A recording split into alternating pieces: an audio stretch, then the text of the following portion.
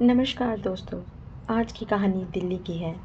कहानी 2017 की है। एक लड़का जिसका नाम था रोहित। रोहित ने मैट्रिमोनियल साइट पर अपना प्रोफाइल बनाया, लेकिन उसे अंदाज़ा नहीं था कि उसकी ज़िंदगी की सबसे अहम मुलाकात वहीं होने वाली है। प्रोफाइल्स के बीच में स्क्रॉल करते हुए उसकी नज़र एक ख़ास लड़की पर पड़ी जिसका नाम था अपूर्वा। उसकी तस्वीर और प्रोफाइल ने रोहित का दिल चुरा लिया। रोहित ने बिना वक्त गवाए अपूर्वा को मैसेज कर दिया। अपूर्वा ने भी जल्दी ही रिप्लाई कर दिया। धीरे धीरे दोनों में बातचीत होने लगी। कुछ ही दिनों में दोनों ने लखनऊ में मिलने का फैसला किया। लखनऊ की गलियों में जब दोनों पहली बार मिले तो जैसे समय रुक सा गया। उनके बीच बातचीत तो पहले ही शुरू हो चुकी थी, लेकिन अब वो एक दूसरे के और भी करीब आ रहे थे। एक अनजान शुरुआत से उनका रिश्ता किस दिशा में जाएगा यह सिर्फ वक्त ही बता सकता था।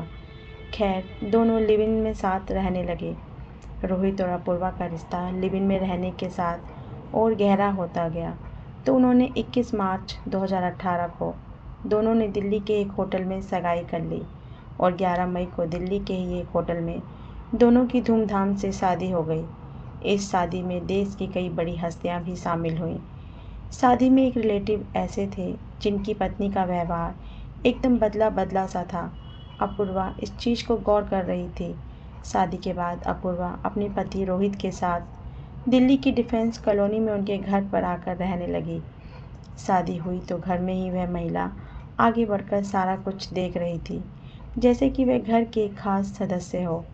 अपूर्वा को यह बात सामान्य नहीं लगी। उसने महसूस किया कि उस महिला का व्यवहार बदला बदला सा था और वह रोहित के परिवार के बाकी सदस्यों से कुछ ज़्यादा ही घुली मिली थी। उसको भी यह चीज़ कहीं ना कहीं खटक गई। अपूर्वा, जो खुद एक वकील थी, इस बात को लेकर सतर्क हो गई और उसने उस महिला के बारे में और जानने की कोशिश शुरू कर दी। अपूर्वा को पता चला कि उस महिला की शादी 2010 में हुई थी, लेकिन 8 सालों तक उसे कोई बच्चा नहीं हुआ। फिर 2018 में उसे एक बेटा हुआ। अपूर्वा के मन में शक घर करने लगा था कि शायद यह बच्चा रोहित का हो सकता है। इस शक ने अपूर्वा और रोहित के रिश्तों में तनाव पैदा करना शुरू कर दिया। यह बात उसको परेशान कर रही थी। माना कि 8 साल के बाद भी बच्चा हो सकता है, लेकिन घर में उसको कुछ ज़्यादा ही सम्मान दिया जा रहा था, जैसे यह बेटा रोहित का हो। अपूर्वा को शक हो गया कि यह बच्चा रोहित का तो नहीं। जैसे जैसे समय बीतता गया, अपूर्वा का शक बढ़ता गया और उनके बीच की दूरी भी। अपूर्वा के लिए यह सब सहन करना मुश्किल हो रहा था। शादी के कुछ ही हफ्तों में यह तनाव इतना बढ़ गया कि अपूर्वा ने रोहित से इस बारे में सवाल करना शुरू कर दिया, जिससे उनके रिश्ते में और भी दरारें पड़ने लगी। इस बात को लेकर रोहित से लड़ाई हो गई। लड़ाई इस कदर बढ़ी कि शादी के 18वें दिन अपूर्वा अपना ससुराल छोड़कर मायके चली गई। अपूर्वा मायके तो आ गई, 18 दिन बाद ही मायके लौट आने के कारण अपूर्वा के माता पिता परेशान थे। अपूर्वा से उनकी परेशानी देखी नहीं गई तो अपूर्वा वापस डिफेंस कॉलोनी में रोहित के पास आ गई। लेकिन यहाँ आने के बाद अपूर्वा चुपचाप नहीं बैठी। अभी अपूर्वा ने रोहित के परिवार की वसीयत निकाल ली। दूसरा झटका अपूर्वा को तब लगा जब उसने वसीयत पढ़ी। वसीयत के मुताबिक खानदान की 60% संपत्ति पर रोहित और 40% संपत्ति पर उसी के भाई सिद्धार्थ का अधिकार था। और उसमें एक चीज़ और लिखी थी, अगर दोनों भाइयों में से किसी एक भाई की मौत हो जाती है तो वह संपत्ति एक भाई की हो जाएगी। इसी में एक चीज़ और गौर करने वाली थी कि सिद्धार्थ ने अपने हिस्से की कुछ संपत्ति उस बच्चे के नाम की थी जिसे अपूर्वा रोहित का बेटा मानती थी। संपत्ति में अपना हिस्सा न देखकर भी उसने घर छोड़ने का फैसला किया। अपूर्वा ने इंदौर से रोहित को तलाक के लिए नोटिस भेज दिया। मामला कोर्ट में चला गया और इसी दौरान रोहित की एक सर्जरी हुई, लेकिन अपूर्वा वापस नहीं गई। रोहित की मां सहित परिवार के कई और लोगों ने अपूर्वा को समझाया। इससे हुआ यह कि तलाक का मामला ख़त्म हो गया और 30 मार्च 2019 को अपूर्वा वापस रोहित के पास डिफेंस कॉलोनी में आ गई। अपूर्वा वापस तो आ चुकी थी, लेकिन कहीं न कहीं उसके दिल में जो रोहित के लिए प्यार था वह प्यार शायद रहा नहीं। उसने जिस इंसान से प्यार करके शादी की थी वो इंसान अभी बदल चुका था, लेकिन फिर भी अपूर्वा सब कुछ भूलकर अपने रिश्ते को एक और मौका देना चाहती थी। लेकिन यह भी इतना आसान नहीं था, क्योंकि रोहित अभी भी उसे उस महिला के करीब होते जा रहा था। रोहित अक्सर उस महिला से मिलने जाता था। अपूर्वा भी यह बात जानती थी। कोई भी औरत कुछ भी बर्दाश्त कर सकती है, लेकिन दूसरी औरत को कभी भी बर्दाश्त नहीं करेगी। जहाँ दूसरी औरत किसी शादीशुदा आदमी की लाइफ में आती है, वहाँ लड़ाई झगड़े भी होने लगते हैं। यहाँ भी यही होने लगा था। जैसे अपूर्वा को पता चला रोहित उस महिला से मिलने जाता है, अपूर्वा को यह बात गवारा नहीं थी। दोनों के बीच विवाद होने लगा था। आए दिन इस बात को लेकर रोहित और अपूर्वा के बीच कहासुनी हो जाती थी। दिन बीत रहे थे और लड़ाई का सिलसिला भी थमने का नाम नहीं ले रहा था। 11 अप्रैल 2019 को उत्तराखंड में लोकसभा चुनाव के लिए वोट डाले जाने थे। रोहित और मां उज्ज्वला को वोट डालने के लिए वहां जाना था। जब रोहित वहां गया तो वह अपनी उस महिला दोस्त को भी साथ ले गया था, जिसकी वजह से अपूर्वा नाराज थी। इस बीच एक घटना घटी जिसने रोहित और अपूर्वा के बीच और दरार पैदा कर दी। उत्तराखंड में एक जगह है काठगोदाम। जब रोहित काठगोदाम में था, उसी बीच अपूर्वा ने रोहित के मोबाइल फ़ोन पर वीडियो कॉल की, जिसमें अपूर्वा को वह महिला दिख गई जो उस वक्त रोहित के साथ शराब पी रही थी। रोहित उस महिला के साथ उस वक्त आपत्तिजनक हालत में था। साथ ही वे एक गिलास से ही ड्रिंक करते नजर आए। रोहित ने महिला को छुपाने की कोशिश तो की, लेकिन अपूर्वा ने उस महिला को देख लिया था। इस घटना के बाद अपूर्वा का दिल टूट गया। उसका गुस्सा सातवें आसमान पर था। फ़ोन पर भी रोहित से अपूर्वा की कहासुनी हुई। आप समझ सकते हो, अगर कोई औरत अपने पति को किसी और महिला के साथ आपत्तिजनक हालत में देखेगी तो क्या होगा। इस चीज़ को कोई मर्द महसूस नहीं कर सकता, सिर्फ एक औरत इस दर्द को महसूस कर सकती है। 15 अप्रैल को रोहित अपनी मां उज्ज्वला शर्मा और भाई सिद्धार्थ के साथ दिल्ली आ गई। इसके बाद मां उज्ज्वला ने रात में खाना खाया और तिलक लेन स्थित सरकारी आवास में चली गई।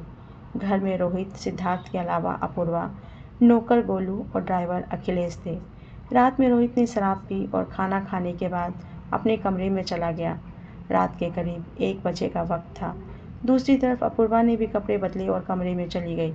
जब तक अपूर्वा कमरे में पहुंची तब तक रोहित सो चुका था।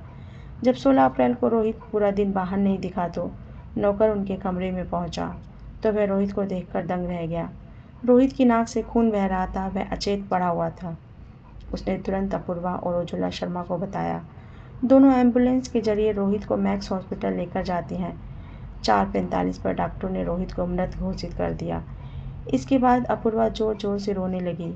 लोग उसे समझाते रहे, लेकिन उसका रोना बंद नहीं हुआ। रोहित के शव को पोस्टमार्टम के लिए भेज दिया।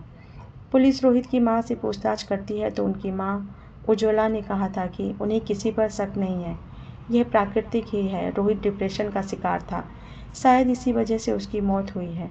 जब पुलिस ने रोहित की पत्नी अपूर्वा से सवाल किए तो उसने बताया कि वह रोहित और उसके बीच मामूली विवाद के कारण दूसरे कमरे में सो रही थी। उसे इस बात का कोई ज्ञान नहीं था कि रात के दौरान रोहित के साथ क्या हुआ। पुलिस ने पूछताछ पूरी कर दी, लेकिन जब पोस्टमार्टम रिपोर्ट आई तो मामला क्राइम ब्रांच के हवाले कर दिया गया, क्योंकि रिपोर्ट में कुछ ऐसा आया था जिसने जांच को एक नया मोड़ दे दिया था।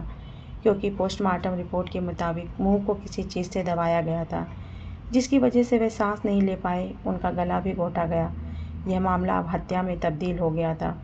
देखा जाए तो रोहित तिवारी का मामला कोई मामूली मामला नहीं था। रोहित शेखर तिवारी की मौत का मामला एक हाई प्रोफाइल केस था, क्योंकि वह यूपी और उत्तराखंड के पूर्व मुख्यमंत्री नारायण दत्त तिवारी के बेटे थे। पुलिस और क्राइम ब्रांच पर इस केस के चलते भारी दबाव था। क्राइम ब्रांच की एक टीम और सीएफएसएल की टीम ने रोहित को डिफेंस कॉलोनी स्थित घर पर पहुंचाकर मौका वारदात की छानबीन की। घर में लगे 7 सीसीटीवी कैमरों में से 2 काम नहीं कर रहे थे। जांच अब हत्या के एंगल से की जा रही थी और हर पहलू को ध्यान में रखा जा रहा था। आपको रोहित के बारे में कुछ जानकारी देते हैं।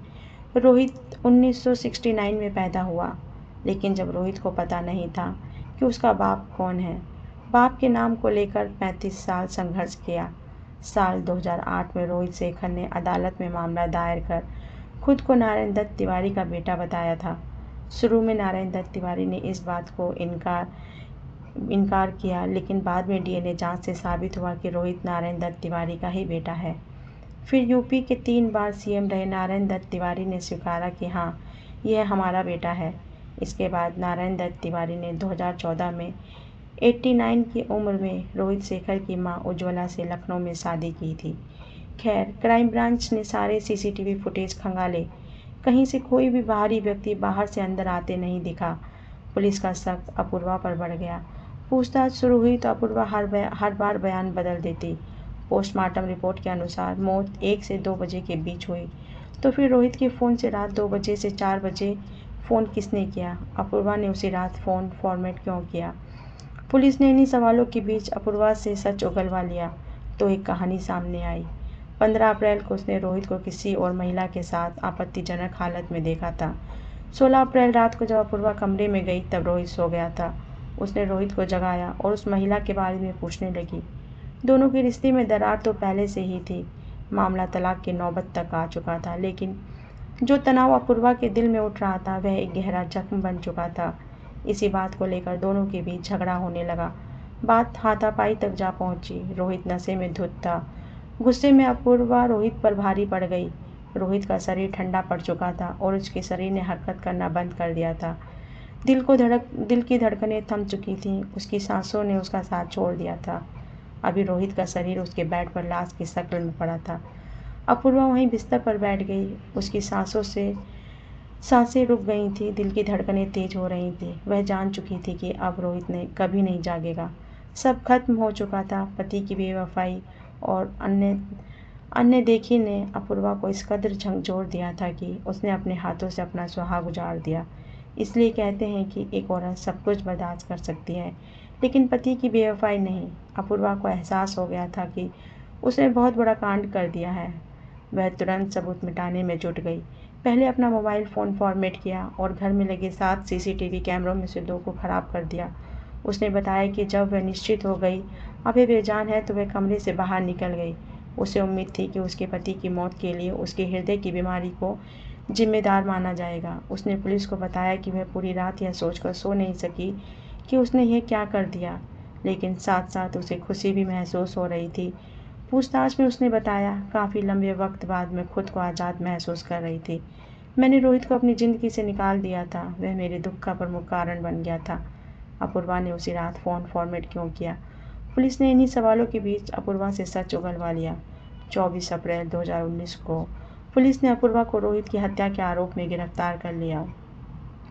दिल्ली पुलिस ने अपूर्वा के खिलाफ 518 पन्नों की चार्जशीट दाखिल की। जब अपूर्वा को पुलिस ने हत्या के आरोप में गिरफ्तार किया तो यह खबर मीडिया में तेजी से फैल गई। रोहित शेखर तिवारी की एक मौत एक हाई प्रोफाइल केस बन चुकी थी और हर कोई इस केस के हर मोड़ पर नज़र रखे हुए था। अपनी गिरफ्तारी के बाद अपूर्वा को जेल भेजा गया, लेकिन इस घटनाक्रम के बाद भी उसने कभी अपने किए पर पछतावा नहीं दिखाया। उसके लिए यह एक ऐसा कदम था जिसने उस दर्द और तनाव से छुटकारा दिलाया जो उसे अपनी शादी में सहना पड़ा। कोर्ट में पेशी के दौरान भी अपूर्वा का व्यवहार ठंडा और स्थिर था, जैसे कि उसने पहले ही अपने दिमाग में इस फैसले को सही ठहराया था। लेकिन कोर्ट में केस चलता रहा। अभियोजन पक्ष ने सबूत पेश किए जिसमें सीसीटीवी रोहित की मौत एक सुनियोजित हत्या थी। अपूर्वा के वकील ने बचाव में कई तर्क दिए जिसमें उसकी मानसिक स्थिति और रोहित के साथ उसके रिश्ते की जटिलता का हवाला दिया गया, लेकिन ये तर्क अदालत को प्रभावित नहीं कर सके। इस बीच रोहित का परिवार सदमे में था। उन्हें यकीन नहीं हो रहा था कि एक छोटी सी गलतफहमी और बेवफाई की भावना इस हद तक जा सकती है। माँ उज्ज्वला शर्मा का दिल टूट चुका था, लेकिन उन्होंने हिम्मत से काम लिया और अदालत में अपूर्वा के खिलाफ बयान दिया। सिद्धार्थ, रोहित के भाई, ने भी कोर्ट में गवाही दी और बताया कि कैसे उनके परिवार में सब कुछ बिखर गया था। जैसे जैसे केस आगे बढ़ता गया, अपूर्वा की निर्दोषता की कोई गुंजाइश नहीं बची। अदालत में सबूत इतने ठोस थे कि उसे दोषी ठहराना मुश्किल नहीं था। अपूर्वा ने रोहित की हत्या के बाद सबूत मिटाने की कई कोशिशें की थी, जिसमें उसका मोबाइल फॉर्मेट करना और सीसीटीवी कैमरों में खराबी करना शामिल था। आखिरकार लंबी कानूनी प्रक्रिया के बाद अपूर्वा को रोहित की हत्या का दोषी पाया गया। अपूर्वा को तिहाड़ जेल भेज दिया गया, जहां उसने अपने जीवन के बाकी दिन बिताने की तैयारी की। इसके बाद से उसने कई बार जमानत पाने की कोशिश की, लेकिन कामयाबी नहीं मिली। 7 जनवरी 2022 को उसे पहली बार दिल्ली की साकेत सत्र न्यायालय से जमानत दे दी। अपूर्वा को हत्या करने का कोई दुख नहीं है। वह कहती है कि उसे कोई पछतावा नहीं है। फिलहाल यह सब पूरी तरह से खुल चुका है। कोर्ट जल्द सज़ा का ऐलान कर सकती है। कहानी का एंड यहाँ होता है, लेकिन यह एक गहरी सोच छोड़ जाती है कि कैसे बेवफाई और विश्वासघात किसी के जीवन को इस कदर बदल सकते हैं कि वह अपने हाथों से अपने इस जीवन का एंड कर ले। अगर कहानी को इस नज़रिए से देखें कि रोहित ने अपूर्वा के साथ गलत किया था। विवाह एक ऐसा बंधन है जिसमें विश्वास और वफादारी का महत्व सबसे अधिक होता है। जब एक व्यक्ति अपने जीवन साथी के साथ धोखा करता है तो वह न केवल उसके रिश्ते को कमज़ोर करता है बल्कि अपने साथी की भावनाओं को भी गहराई से आहत करता है। रोहित की बेवफाई ने उनके रिश्ते में गहरी दरार डाल दी, जिससे अपूर्वा असुरक्षित और दुखी महसूस करने लगी। यह स्थिति इस हद तक बिगड़ गई कि अपूर्वा को कड़े कदम उठाने की ठान ली। अपूर्वा का रोहित पर विश्वास उठ गया और वह लगातार इस शक में जीने लगी कि रोहित का कोई और रिश्ता है। इतने उनके रिश्ते को और भी अधिक जटिल बना दिया। रोहित की बेवफाई ने उनके घर में अशांति और तनाव को जन्म दिया। हालांकि यह भी ध्यान रखना महत्वपूर्ण है कि बेवफाई का जवाब हिंसा से नहीं दिया जा सकता। जबकि रोहित ने गलत किया, उसकी हत्या किसी भी सूरत में सही नहीं ठहराई जा सकती। किसी भी रिश्ते में समस्या को संवाद और समाज से सुलझाना चाहिए, ना कि हिंसा से। अतः रोहित की बेवफाई गलत थी, लेकिन इसका परिणाम इतना क्रूर और घातक नहीं होना चाहिए था। दोनों को अपने मतभेदों को बातचीत से सुलझाने का प्रयास करना चाहिए था।